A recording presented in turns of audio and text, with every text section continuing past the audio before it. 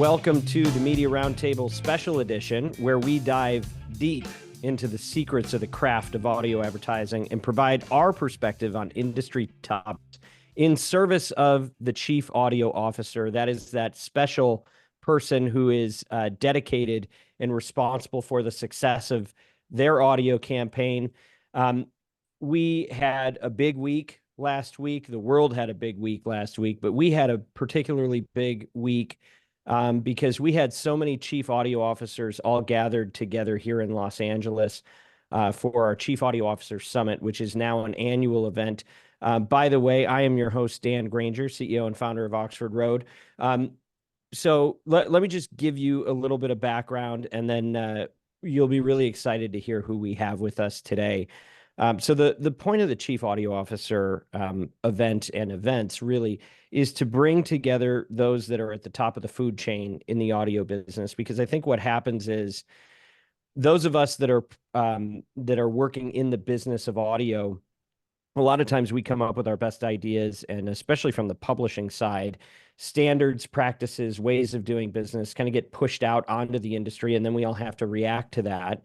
But one of the things we're trying to do is create a community so that the end user, the ultimate marketer responsible for the channel, has a voice and has a community and a tribe that they can connect with to share best practices, understand how they're dealing with new dynamics in the marketplace, get to know each other, and have, a lifeline to call anytime that's needed.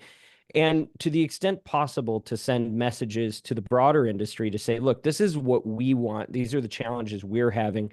And so that new solutions can be developed according to your needs. So that's really the point. I think it was, we got astounding feedback the first time we did this. It was just a concept. And then last year we had about 50 marketers come out. And when we sent out our kind of NPS surveys, we had about a 93% satisfaction rate, saying that that's how many people said they would recommend somebody else to come in the future. This year, I think we actually were able to outdo it. We had a wonderful, wonderful group of people assembled who just really brought a voice to the conversation. I heard a lot of people saying it was so nice to know that we're not alone and we're not the only ones struggling with some of these things. And I think there was just a lot of knowledge shared and a lot of knowledge gained, and hopefully a little bit of fun. I know based on the number of people that got sick this week, we think it must have. Everybody got really close and had a good time together. So we actually have assembled an all-star panel of chief audio officers who were at the event, who have agreed to come on and share, for those of you that have missed it, some of the lessons that they went home with. And so the first person I want to welcome to the show is Haynes, who's brand manager at blinds.com, which is a Home Depot company. Welcome, May. Next, I want to welcome Brynn Greenelsh, who is marketing manager at Auctane. If you're not familiar with Auctane, you're probably familiar with one of the brands that advertises in audio on behalf of Auctane, and that might be stamps.com or ShipStation. Welcome, Brynn. Glad to have you with us.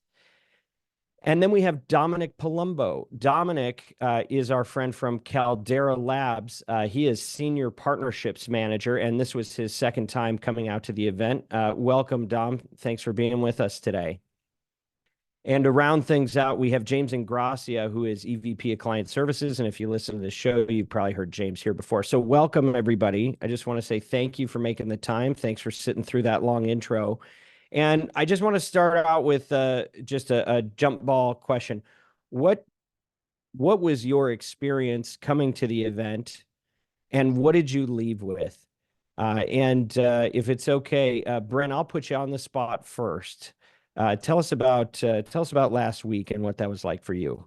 Yeah, so I came out of it with a little bit of a cold, but I also came out of it with some new friends and new contacts, and I think a renewed excitement about podcast advertising. This was my first CAO summit, so I really didn't know what to expect. And I was blown away. It was so much fun. I learned a lot. I definitely came out of it with like I said, some renewed excitement, but also some solidarity, and knowing that I am not the only person dealing with some of the struggles that I am. You are not alone. You are Yeah. not alone. I'm glad it had the desired effect. May, let's jump to you next. Any big takeaways and reactions from the event? Yeah, definitely. So this was my first summit as well, like Brynn, and I will say mind blown. I felt so honored to be in a room full of other chief audio officers and like Brynn, like learn the struggles that I face on a daily. And I'm like, am I the only one seeing this in my world? But also gaining that knowledge on podcasting as well. I've dealt a lot with podcasting in my past. So just being in the room with all these media gurus and giants was amazing. I would rate it 1,000 out of 10, guys, literally. Oh, wow. Yeah. Wow. Love it. Okay. This is good. This is good. Now we just need you to rate the Media Roundtable podcast in iTunes while you're feeling that type of enthusiasm. Dom, let's go to you. And you have the knowledge of what our first shot at this was. So how did it stack up for you? Yeah, it's Dan and James, you guys know, and Haley. You guys know how much fun I had it last year. First time there, and I don't work with Oxford Road, as you guys know, but just being able to meet, like Brynn, you hit it on the head, just meeting new contacts and people in the industry. I think that's probably my favorite part, and just the transparency between people in one-on-ones, whether it's the Thursday night when we get there, or Wednesday night, excuse me, when we get there, or Thursday night at the after party, and just where people are a little bit more loose, you really get to talk and hear from everyone and see, what their issues are, what their solutions to everything is, and just kind of how they're thinking. And just what people are saying is really cool, and just keeping up to date with the industry, because as Miranda mentioned quite a few times in her session, just the industry from last year's summit to this year's is night and day. So the industry is changing quick. So things like this really help us all kind of stay up to date and keep it going. Dom, that's an interesting point worth calling out, is just the contrast in the industry between where things were a year ago. I mean, I think we're kind of getting used to the change, right? Because I think if you go back 12 months and then 12 months before that and 12 months before that, at least through this pandemic, you've got an industry that is in a massive state of flux. And if we can, I'd love to come back to that topic. James, I'd love to hear from you, having been working on the inside of this thing through all the planning and everything else. What did you take away? I took away, I got a lot of candid feedback just throughout the event, and texts and emails that night and the next day and over the weekend. And two words stood out, and almost everyone's messages to me were informative and fun. And while fun is nice to have, but I think it's an important thing to note that this was not a boring session after session after session of things that you're looking at or watching and can't wait to get out of there. I also heard there was a big variety of topics that we covered, from welcome receptions to keynotes to fireside chats to panels to case studies, and the variety was something that people enjoyed, and they also enjoyed each other's company. I think usually when you go to industry events, everyone's a little bit standoffish, but at an event like this, I definitely saw the walls come down and everyone was best friends by the end of it, which was really nice to see. Yeah, it's so amazing, and it's always so surreal for me, because somehow I've got like 2 decades of relationships that get represented in the room. Some people I've just met recently, and some people literally we go back decades. And it's so fun to see people that I've known for a long time getting to know somebody else for the first time, and just watching all these worlds collide in a way that's really collaborative. So I think, first of all, the value of community is important. And I think the value of assembly is, because I think we're all pretty invested in this space, and we just want to make it better. And so I think that can't happen if we don't have a unified community of people representing the business side of it. We're all kind of on the other end of it, and I think we have a lot we can do together. So what I'd like to do is go through some of the events and some of the sessions, and just ask you guys to fill in anything that stood out to you about those, and we'll share our thoughts as well. So we kicked off on Wednesday night in the nicely refurbished Cinegrill Theater at the Roosevelt Hotel. And we got to hear from a few different voices in addition to mine. We had, by popular demand, we had Brittany Clevenger. And the interesting thing about Brittany is, everybody knows about BetterHelp because they are really spending circles around everybody else. And also they have a great program that they run. You hear their ads, you see the way that they have, I think, transformed the way people think about mental health simply by recruiting all of these influencers to go and say, yeah, I do this. Yeah, I do this. And, we got to hear about some of the impact of that. We also got to hear from Ashley Flowers. Ashley is not only the host of Crime Junkie, but she's the CEO of a increasingly large organization called Audio Chuck. And one of the things that stood out to me so much with Ashley is just how she's using this canvas of sound to be able to solve crimes and bring forth justice in the real world. She mentioned that there are like 10 cold cases that they have solved just through a podcast. And you think about people that go into, the work of solving crimes for a living, like it's hard to stack up to Ashley Flowers, who is a podcaster. So I thought that was a really interesting view of the impact that the channel can have and just wielding this tool that is sound. And then finally, we had, courtesy of Pineapple Street and Odyssey, Jenna Weiss-Berman came up with Dana Carvey and David Spade, who are the hosts of the Fly on the Wall podcast, which, if nothing else, was a nice bit of a comedic break. But it was interesting because, these are guys that have been in very successful movies at the box office, TV shows, both SNL. These are legendary comedians who have worked across media, and just to consider why they would choose a podcast as the right platform for them. I think that speaks volumes in and of itself. So what else happened in our welcome reception that stood out for you guys? I'll go first. I'll say that I was super excited because me and Brittany go way back from our agency days. So to just see her on that stage and speak to what she truly loves and what we're both passionate about was great. And what stood out for me was just her reference of how the podcasting world is helping people with their mental health. And we know that's such a bigger thing in today's society. And I just truly enjoyed her giving those snippets of how they have seen like increases or the different podcasts that she utilizes to get that messaging around that BetterHelp is here for your needs through actually using audio ads. So that was my biggest key takeaway that truly like had a great impact on me. Yeah, and it was really interesting to hear her talk about the change in the stigma around mental health support, right? And I think we saw that corroborated the next day with Mayim Bialik, not to jump too far ahead, but it's like this is a bit of a movement, and I think audio's been playing a big part in that. So it's wonderful not just to see entertainment and not just to see ad campaigns, but to see ones that are actually changing things culturally in what I view as a positive way. So I thought that was really cool. Dom, how about you? Anything from the welcome?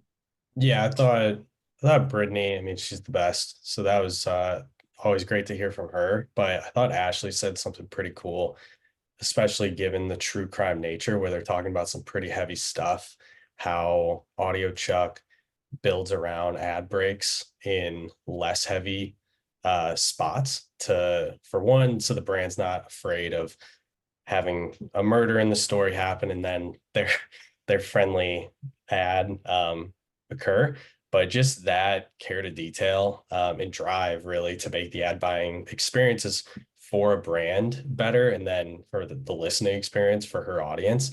That was really cool, and just likening that from an industry perspective, because I don't really work with true crime shows and haven't in my days at Manscaped to Caldera, but just other shows of understanding on the timing side of things, just being better, like the Oxford clock you guys talked about, just getting better about where ads should be, and how she was so meticulous with that and how she wanted to be at the sessions, and seeing her at the sessions was pretty cool as a podcaster to want to learn. So that was pretty enlightening to see for my perspective as a brand. Well, and you guys, I mean, you get to see all different types of creators, right? And it's validating to see that the success Ashley has seen correlates with how seriously she takes the craft, right? We all saw during the pandemic a billion celebrities just pour in, and they started their podcast and they'd chat with their friends and then they go do something else, right? But what we're seeing now is a lot of the people that were easy come, easy go have since gone or are in the process of going. But the ones that are really durable are the ones that are like Ashley, that care enough to think about the placement of their ad breaks to optimize the listening experience. And every creator can do that. Many choose not to. So it was really, to me, wonderful to see a true master of the craft who's taking every detail seriously. And so glad to hear you call that out. Brynn, how about you? Yeah, I agree with what you guys said. The fact that Ashley put so much care and thought into every detail of how she created her podcast, I think really goes to show that, an ad, whether we like it or not, is as much a part of the podcast as the content is. Maybe not the most important part, but it is still a part of the podcast. And you have to be thoughtful about how you approach it. And I thought that Ashley, the way that she spoke about that was really wonderful. But I also think, like you were saying, Dan, how Brittany and BetterHelp have helped to lift the stigma around mental health purely through podcast ads. I mean, I know it because I know how my thoughts about BetterHelp and therapy changed from hearing it on podcasts all the time. And then, of course, Ashley's out here solving murders. It's like the influence that podcasting can have is insane. And that was my biggest takeaway, was just how influential podcasting can be. Here. And that was really the purpose of the theme. We have the three themes of purpose, profit, and people, and our welcome reception. We tried to lean on, how do you use this platform for good, right? And they were just such perfect candidates to tell that story, right? James, what did we miss from our welcome reception? I thought it was really interesting. Now, when we go to New York and we do the pop-up CAO events, the New York contingent seems to all know each other really well at this point, and they bring their friends and family in the CAO world. But I was surprised at this one of how many CAOs knew each other, didn't know that each other were coming, and had a little reunions. And I thought that was really interesting to see, whether it was like May and Brittany from a CAO to a client, or whether it was CAO to CAO who used to work together, who got someone else another job, who used to work with someone else. And it was just great to kind of see that community all taking place right in front of our eyes. So that was a real takeaway for me for the welcome reception. We've seen a few great buddy teams from across different companies coming together, where there's usually somebody that's mentoring the other, and just watching that in real life is pretty cool. Okay, so let's get down to business. The main event for the summit was held. The first night was at the Roosevelt, and that was sponsored by Seeker, which is a brand safety and suitability tool that we're very much engaged with. But the daytime event on Thursday was really the main event, because that was where we were getting down to strategies and tactics, and a lot of research and updates about the industry and how we do business, right? And that's where we had a lot of panels of fellow CAOs talking about measurement, creative, audio's place in the marketing mix, things like that. We also revealed a statistic that I probably should have teased at the top of this episode, which was that we had 30% of the podcast industry, at least the US podcast industry, it represented in one room, which is kind of staggering to think about. I have never been to an event that had that much share of the market sitting together, kind of talking to each other.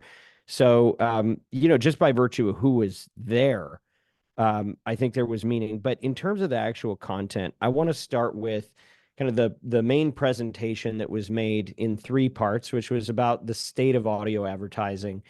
And I want to ask you guys the question, because I think we probably could all come away with some different ideas about it. but hopefully some common themes. What is the state of audio advertising as best as you were able to conclude from everything that was presented? And I'll start with you on this one, Dom. Yeah, I'd say for like my kind of current situation, I help lead the influencer program, YouTube program, like podcast program as well. So I think really audio, just the influence, like Brynn, you were hitting on its influence has probably never been better, and just the industry, the authenticity throughout it, and people like all those celebrities that started podcasts, some of them aren't going anymore. So I feel like if you're still going, you kind of made it past that wall, that you kind of realized either this isn't for me, or yep, this is my thing and I'm going to really try to build it and do it the right way. So I think these days, just like I talk to people in the industry, like I view podcasts as influencers now, and that's why I love when we do a podcast and we add social in there, because it really is, their audience is everywhere. People trust them in both sides of it. So that was the biggest thing, just the key, like authenticity. I took a screenshot. Authenticity is the North Star from your guys' presentation. So like I look at that big time, and that was definitely my big takeaway of current state of audio. Well, one of the things we've been pretty deliberate about in the messaging that we facilitated, right? And this is something we try to repeat with all of the publishers and our partners on the creator side, is just that there is so much momentum behind automation right now, which, like, of course we want automation. Who doesn't want automation, right? But the challenge is that the more you automate, you start to get away from that authenticity. And so I feel like gravity is pulling us in a different direction. For that room, the significance of 30% getting in one room, you really have, I think, the majority of interest in a room, because the people that take the time to come to an event like this are obviously engaged. This is not just a box that's being checked for most people that show up to something like this. It was staggering to me how many people really, like you just shared, Dom, value the personal relationships and the authenticity of the reads and the reads by host. But if you're buying programmatically, which, you know, we're doing, it's part of the mix, but it's an increasing part of the mix. You really can't do a personal endorsement. You really can't have that authentic. There is no onboarding for that, right? And so as the industry is organizing around efficiency and things that big brands can use, but not necessarily hold accountable in the same ways that many of us do, it's a bit of a threat. So, you know, while technological evolution benefits our lives greatly, there are also things that can be lost, like, you know, phones and kids going outside, like things. There's two sides of the coin, right? And we really have to be heads up about how much we're being taken in a direction that we may not intend to go as buyers. So really, really helpful thing to call out. Brynn, how about you? State of audio, any observation, reaction, anything on that? Yeah, I was sitting here trying to think of the right word to kind of encapsulate it all. And in my opinion, I think it would be the state of audio is that it's maturing, right? It's growing, but it's not like the wild, wild west anymore. Like its frontal lobe is a little bit more developed, and there's tools that we can use now, like Seeker, like Podscribe. You know, we're starting to figure it out and really nail it down. But there's, of course, you know, still opportunities for growth. And, you know, to your guys' point about authenticity and and what comes along with host endorsements, and then, you know, programmatic, you can get goodness out of both. And we're still trying to figure out the right mix, and that's for each brand, but we're getting there. We're maturing. We are indeed. We're growing up. Yeah, We're exactly. growing up. May, how about you? Yeah, so that's exactly what I was thinking, Brynn. I was over here like the state of audio is continually to evolve. I know when I first started in the industry, we were nowhere near where we are now with the tracking and the more influential. And I think it was like a percentage that was given about how many consumers truly believe and trust in their podcaster that they listen to, versus when I started off in podcasting, it just was like, oh, I'm going to listen to this. That's it.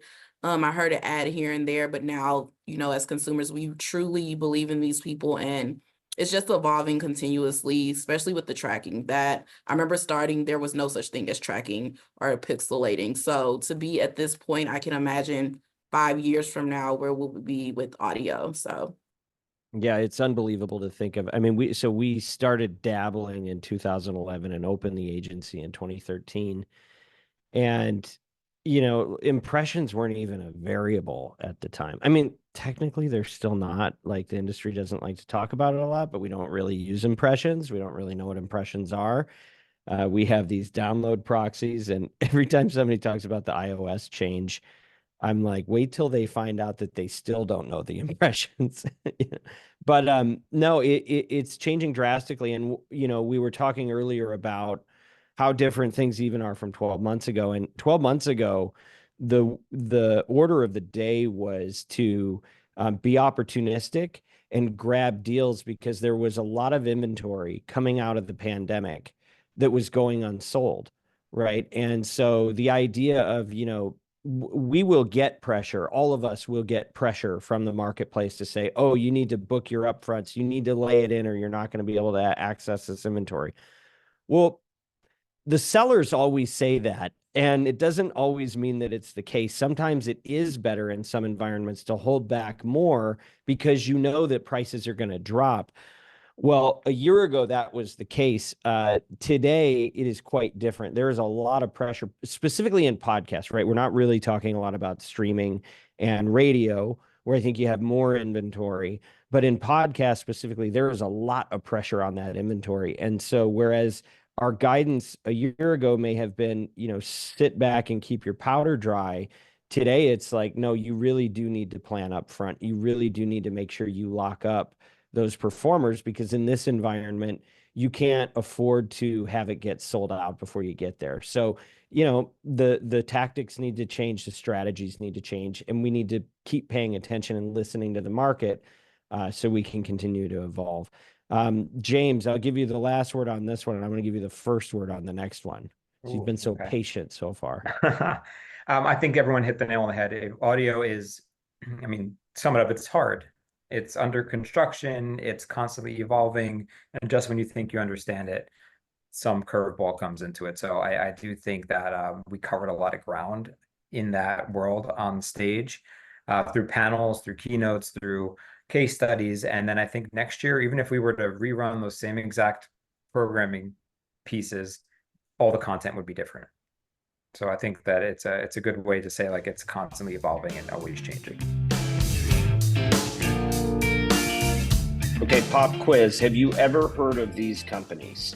Shopify, Bayer, Oracle, Indeed, Masterclass, Babbel, Tommy John. We could go on.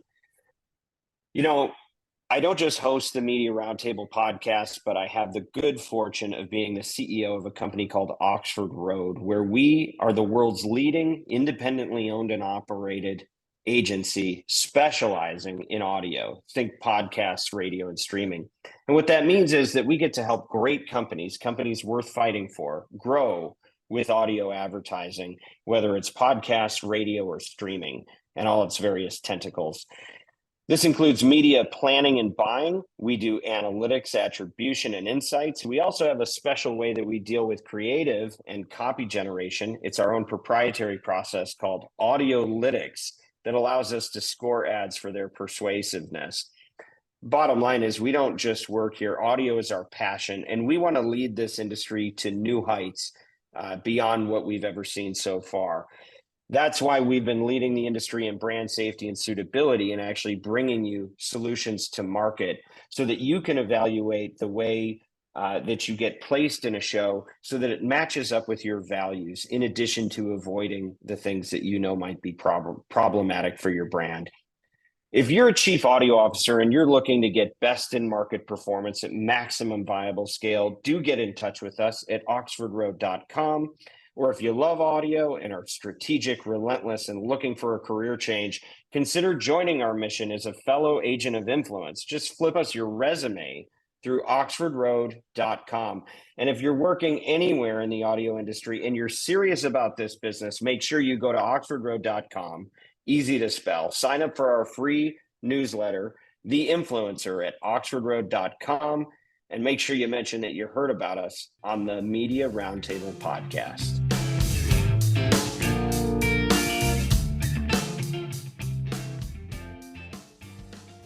Understood. Okay, so James, the first panel that we did coming out of the State of Audio keynote was about audio's place in the marketing mix.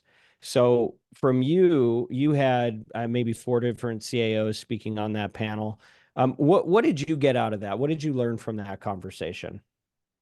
I learned that even though I had 4 CAOs on the panel, all from drastically different worlds, different categories. There was zero overlap in the 4 businesses. We had Bayer Pharmaceuticals, we had DraftKings sports betting, we had LifeLock, the online security, and we had Shopify e-commerce. And they all, during a lot of our prep sessions, had very similar thoughts, but then as they actually went to market, they all had different uses for audio and its different channels, which I thought was really interesting in that approach. What I did learn that they did all seem to have the same view on was podcasts are not podcasts the way that they were defined 20 years ago, which is one of the videos I showed on screen with Steve Jobs introducing podcasting in 2005, almost 20 years ago, and referring to it as TiVo for radio. And the hottest thing in radio. So it was all about just taking audio and being able to pause it and listen to it on demand was the original intent of podcasting. And fast forward to now, 20 years later, it's video podcasts. Sometimes it's video only. Sometimes it's only on X or Twitter. Sometimes it's only on TikTok or Snapchat. But all those things are called podcasts. But the one thing that all the panelists had in common was that they really didn't see any difference with it being there. They just saw that as a way and means to reach their customer. And you can call it a podcast, you can call it a video, but it was really the host endorsement that was the true common thread between all of that. So that's what I thought was really interesting there. So it made it tough to secure audio budgets, which I think was something that they all had different answers to. But in terms of using that channel as a means to reach people, they all saw it as an evolution of the original podcast.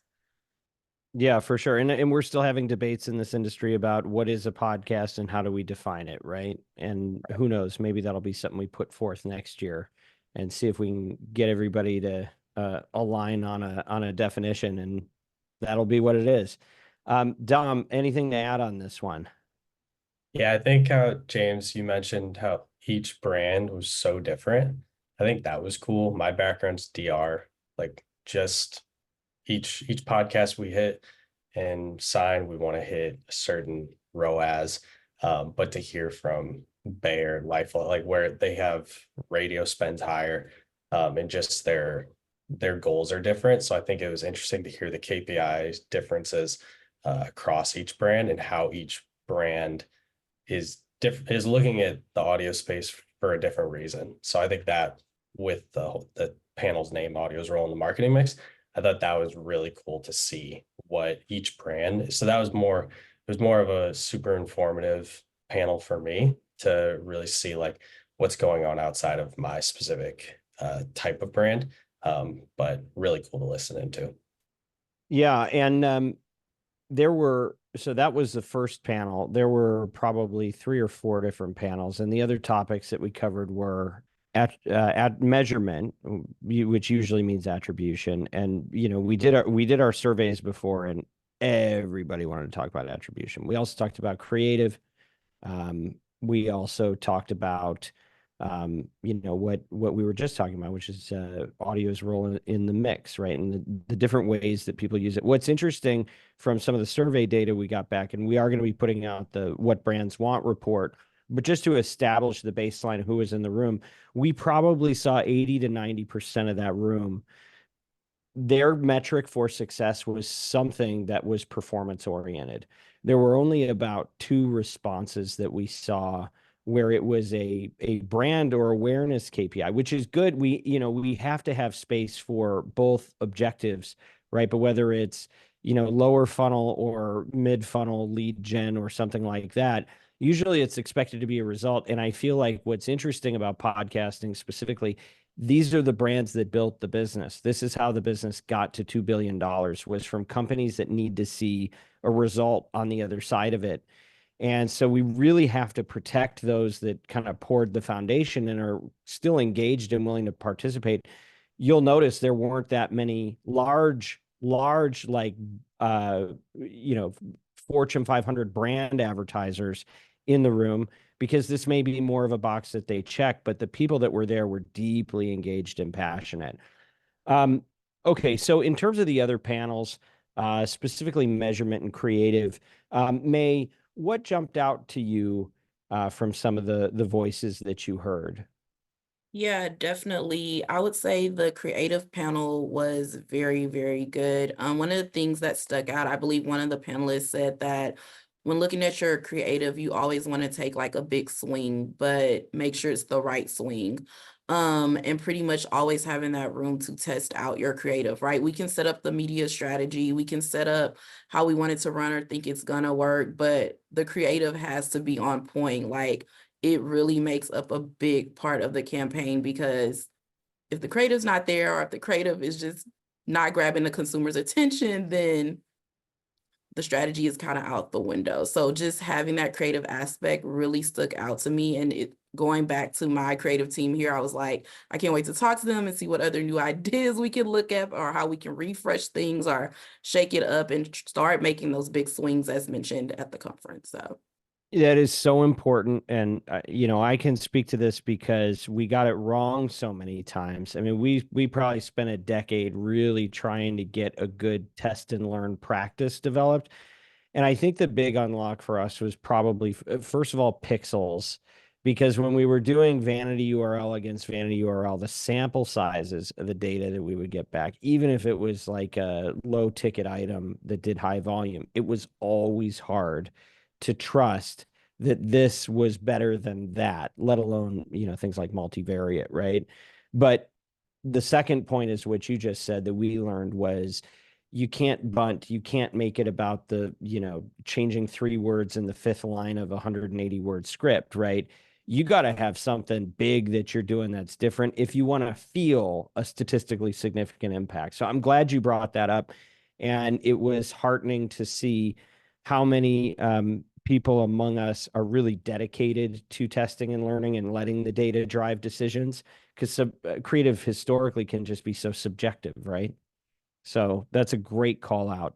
Brynn, how about you? Yeah, that was my panel. And I learned. You did good. You guys had a good panel. Thank you.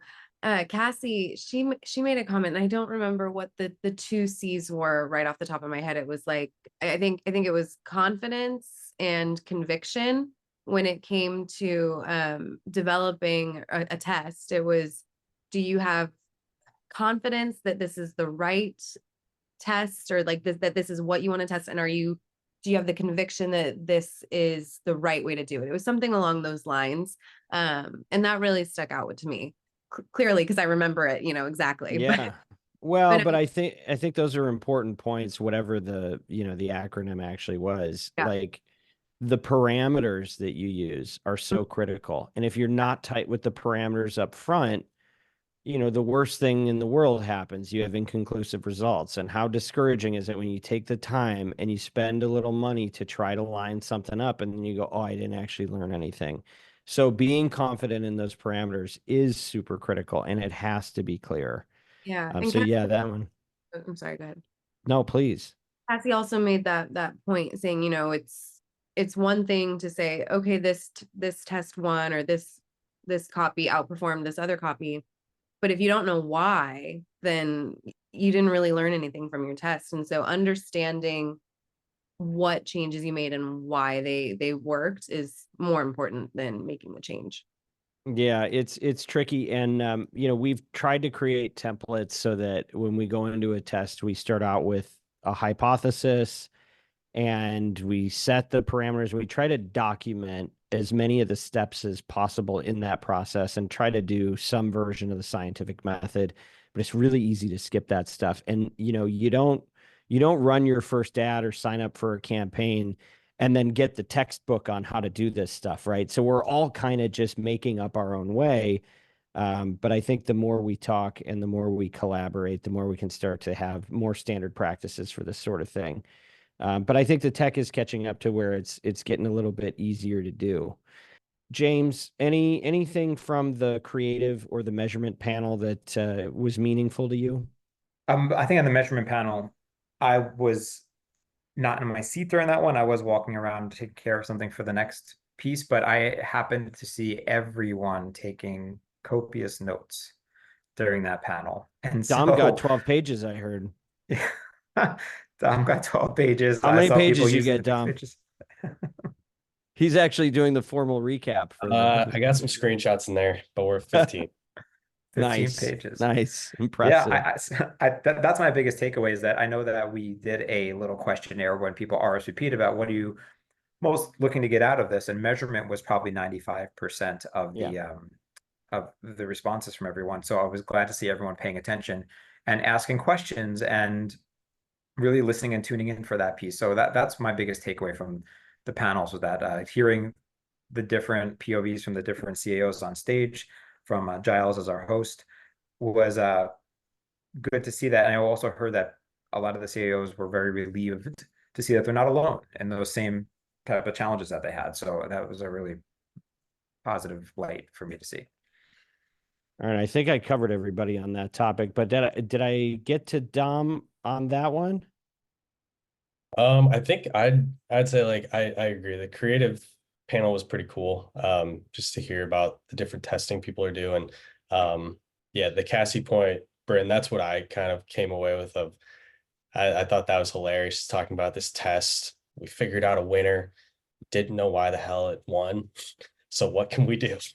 We can't really do anything from that. So I thought that was pretty cool. Just a good reminder for everyone to really have a set hypothesis. And then the measurement, yeah, just like called measurement untangling the knot. We didn't untangle the knot, but everyone's working hard together to do it. So everyone's kind of in the same spot, trying to figure out pixels, codes, vanity URLs, everything, multiple sources of truth. And but I think, yeah, like we were talking about 12 months ago, we were at a different spot. I think I confidently say we're closer to where we want to be, which is good. So progress is happening. Yeah, hopefully we got a couple of the threads loosened up a little bit. It's more than a one-day job to untangle, but we're in the process. Okay, so the next section, semi-awkward for me to ask you about because I did this like passionate brand safety presentation, but then also there was a tools section as well where I really talked about primarily one tool, but some of the history and challenges and reasons for the solution that we're getting behind in brand safety. And then Giles had the blessing of about 10 minutes on the clock and every other tool in the marketplace, which I thought he did a pretty good job on. But I'll leave it up to you guys if you want to comment on one or both, but I'd love to hear any feedback of anything that stood out from either of those sessions. And we can start with you, May. Yeah, I would say that, and I'm trying to jog back my memory, but what's coming to mind is like when we were It'll be doing easier when you get Dom's recap. Right, Dom, I need the recap. Like, no. But I'm going back to when we did, I think it was like the Seeker versus jog my memory with the other company. Well, like, it was the GARM framework. Yes. Yeah, I mean, I think on the brand safety front, the long story short is that, we all kind of got behind and a lot of the tools started representing the 11 GARM components. And that's created a lot of recent controversy. And I think some of that controversy is warranted. So, we presented a new path.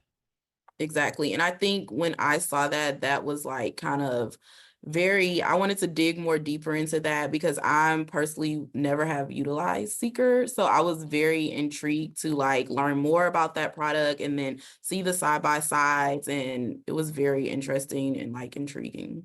Yeah, so we got to introduce the civility score 12 months ago, but then in the 12 months following, like we worked with them as the team at Seeker has built out to full dashboard and functionality, and we just got the API for that, and it's amazing to watch it come into market and start to solve some of these problems. But I think the basic thesis that we're promoting is the idea that, look, the market doesn't really care about most of these variables and the tools aren't really getting there. So if we can just simplify and make it about measuring personal attack in a show, you're going to root out a lot of, it's going to solve 90% of the brand safety problems that you're going to have. And that was kind of the workaround that we were able to find. And so we hope that it gets some traction, and it certainly has traction with us. Dom, from either that or the tool section, anything make its way onto your book? Just, I think like the big takeaway from the tools section was just how we talk about audio just being such a big channel, and there's so many tools for it, and there's so many little things that I think I probably confidently say not a single brand is utilizing everything to the max capacity, and it'll take us a while to do so. And just hearing that, because I had never heard of quite a few of the tools, and really one of my goals is to go through and just see each phase and understand how it could potentially work and fit into the puzzle to get better. But that was probably the biggest takeaway. It was just, yeah, the tools organized for the campaign, like it's just a lot, but it is a lot. It is a lot. We looked at some of you guys were very patient. We used a tool called Slido, which I'm not going to endorse, but we did use. And we did that to do real-time surveys. But when we give you the information, I think it may have been worth the struggle. Wildly overwhelming response from the market is that the tools you're using in audio are harder than what you're using in other advertising channels. And that seemed to be, it was almost a constant that our industry under indexes the rest in terms of, usability and how confident people are in the types of data that they're getting. And so educating people on what are the right tools and which are the new ones that you should be testing and all that, really, really important stuff. Brynn, anything to add on while we're still on tools? Yeah, I think my biggest takeaway, similar to the rest of you guys, was just that there's so much. And I was kind of like, I wonder how much work I'm doing that I don't need to be doing, that how much can I take off my plate by utilizing some of these? And I think that most people are probably in the same boat as me. We're not utilizing the tools to the best of our ability. We simply just don't know what all is out there and what it can do for us. Yeah. And then, Dom, you referenced earlier the Oxford clock. So we gave a preview of a case study that we're going to be publishing in the next week or two, where we partnered with Podscribe and we looked at their data across close to 200 different brands. It was, they were all anonymized, so it doesn't even matter what the brands were, but what matters is the performance of the ads as ad loads increase in a podcast. Because when we started, depending on when you came into this business, but, when stamps.com put their first ad on, I don't know, Adam Carolla or something like that, this was like before electricity and smartphones. The clocks were that you had maybe a pre-roll, and then somebody'd hand Adam a piece of paper and he'd just work in the copy into the show, right? And you might get one mid-roll, and they started adding a few more over time. And then I remember in 2013, when we were really early, calling our rep and just being like, listen, we need more value. Can you create a unit and put it at the end of the show, and we'll just do a post roll as added value? And they did that. And we were getting free posts from everybody for a while. And then they started putting a price tag on it. But such is life. It's a moving target. But anyway, we wanted to follow this issue really closely. And what we found out was that performance starts to diminish when more than 6% of your time in a show is spent on advertising. And there's another cliff that kind of kicks in around the 10% range. So what we put forth that we're going to be presenting as a formal case study, we're kind of telling you a little early here, is what we're calling the Oxford clock, where we basically said, here is our ideal design of an hour. And you should start with a pre-roll, preferably an endorsed host-read pre-roll as a 60, but don't go crazy or everybody's going to start skipping. And then about a third of the way into the show, you get a mid-roll, preferably endorsed, but then you can have 230s or 160. And if you want to plug that into programmatic, great. You can put in produced ads. You do that again about 2/3 into the show. And at the end, you have another 60 that's endorsed. So if you don't make the audience wait more than 60 seconds after they've heard the voice of the host, we think that they'll be able to maintain the listener experience. You're not going to see a cliff by being the fourth ad in a break, which some of us are right now. So we're trying to promote that into the industry and say, like, let's agree on what a baseline is that we expect. And then as we look at our dashboards and our reports, we can correlate between ad performance and spot load, knowing that that should be a variable that affects CPM. So that was what was presented. Any reactions to that? That was the single biggest takeaway of the whole. Really?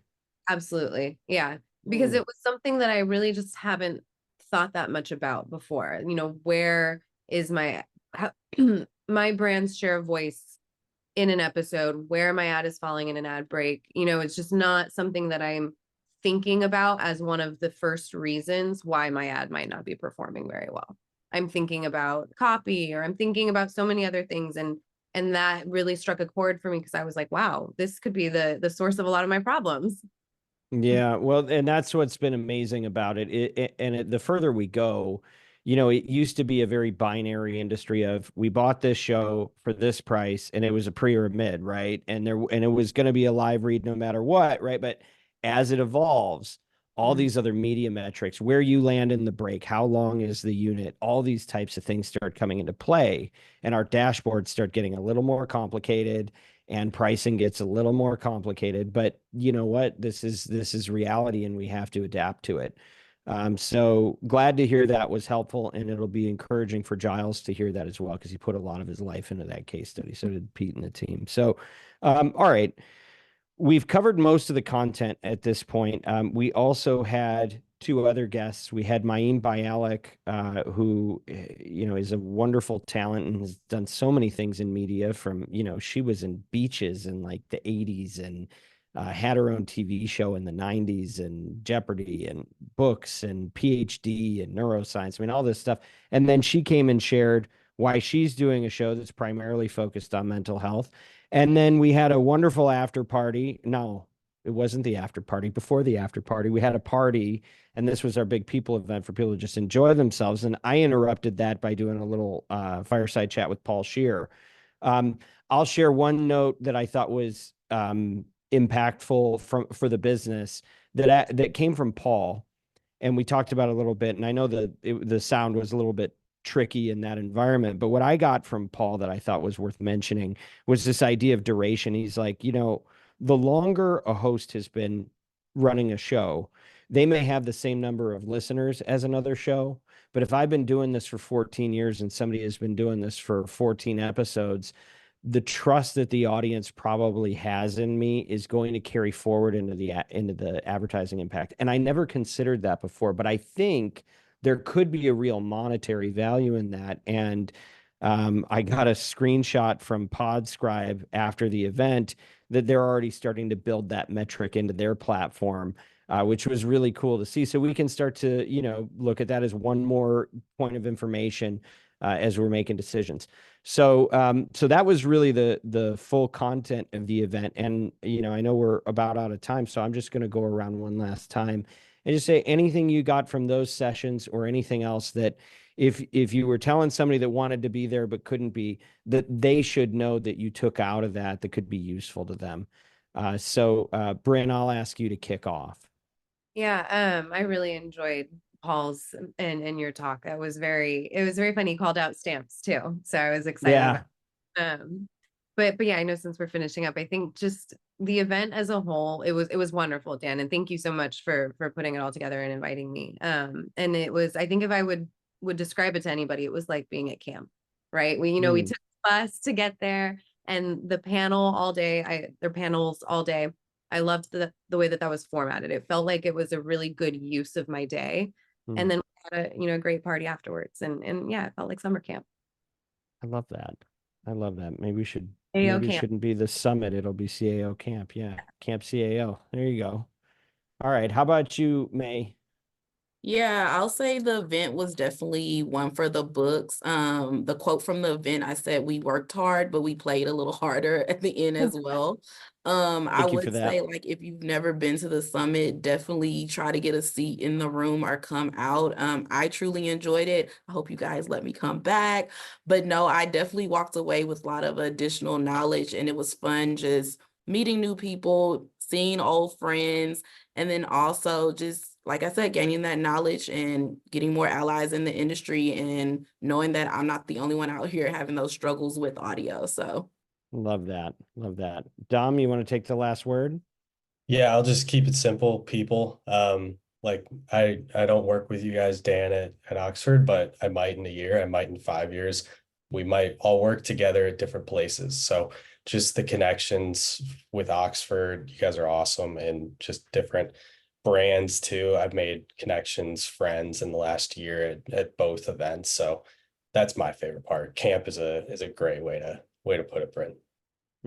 Well, I appreciate you guys saying all that, and I'm happy that you retained, some of the pieces that everybody shared, and we don't have a CAO summit if you guys don't show up. So, really appreciate the time that you took to do that, and to do this. And I think, look, at the end of the day, relationships is the whole thing, and I know in my career, I don't think I'd been able to do anything that, that I'm proud of or benefiting from today if there weren't relationships behind it that have lasted a long, long time. And so I think we're all playing a long game here. And I do watch the market, people change places, but generally once you get the audio bug, you kind of stay close to it. And so I expect that we're all going to be doing something like this together, for decades to come. So really, really grateful to have you guys on board for it. And I should thank our sponsors because, they paid the bills, and they didn't ask for programming. Spotify hosted us. You would think that they would not want us going towards certain topics. Not everything looks great for them. They don't put restrictions on us. They just let us use their space, have this forum, and they're not even allowed to pitch while they're there. Right. So we are really grateful to our sponsors making this possible. And that's Spotify, Seeker, SiriusXM had a great after party, sponsored by Q Code, Odyssey, PMM, and David Raphael came out. So a lot of folks got behind this thing and made it possible. So I just want to say thank you again, and thank you for joining the Media Roundtable. This podcast is brought to you by Oxford Road, where we want you to succeed in audio and to use your influence for good. As members of the marketing community, we have the power to advance voices that don't just entertain, but edify and preserve fair-minded discussion around the most important topics of our age. If you're a marketer looking to align your brand values with extraordinary business outcomes, reach out to our agency, Oxford Road. Just go to oxfordroad.com and subscribe to our weekly newsletter, The Influencer. If you have feedback so we can do a better podcast, feedback is the breakfast of champions. Email us, info@mediaroundtable.com. Don't forget, we also have a wonderful creative podcast that we do, hosted by Stu Redwine, called Ad Infinitum. It is all about audio creative. So if you're really in the weeds, you'll dig that. And special thanks to our guests, as well as Bianca, Kyle, Haley, Ezra, Mary Jane, Everett, Neil, and the team at Podcast One. And as always, influence responsibly.